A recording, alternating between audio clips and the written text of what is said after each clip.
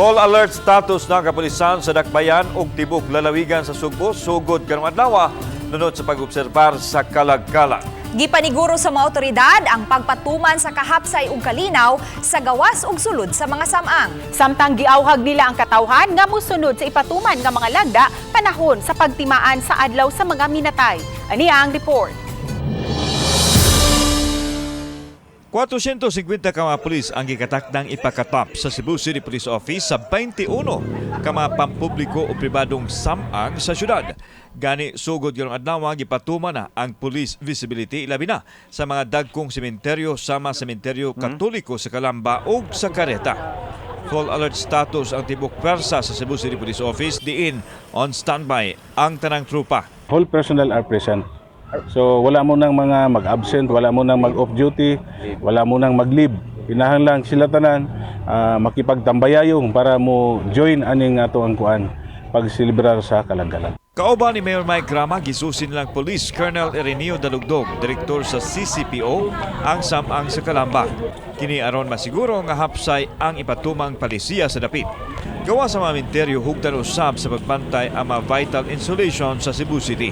Busa nagpakatapos sab sila og mga pulis aron dili malutsan sa mga daotang elemento nga nagplanong mohimo og kasamok.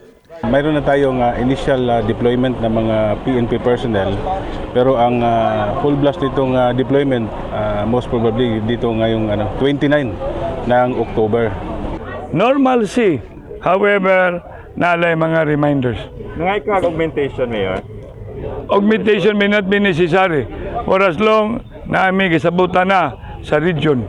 Hapsay ug malinaw nga pag-obserba sa adlaw sa mga minatay ang ipasalig sa gamhanan lokal sa Cebu City uban sa pwersa sa kapulisan sa Dakbayan. Samtang sa lalawigan sa Sugbo usa ka libo sab ka mga pulis ang ipakatap sa mga sementeryo. Gawa sa mga bladed instruments, higpit usab nga gidili ang sound system ilimno makahubog og mismo kadto mga tawo nga hubog. Hindi natin pinagbabawal yung pagdadala ng pagkain at tubig, pero hindi yung magpipiknik doon. Sama sa Dakbayan, naka-full alert na usab ang Cebu Police Provincial Office. Suma ni Police Colonel Romel Ochavi, ang direktor sa CPPO, nga mubutang sila og duha ka team aron mo-augment sa North ug South Bus Terminal nga maidagsaan usab sa mga tao. Marami tayong kasama dito, including yung ating mga AFP, CAFGO, mga total 3,250 yung ating mga force multipliers. Kauban si Rod Prado, ako si Alan Domingo. Balitang Bisdak.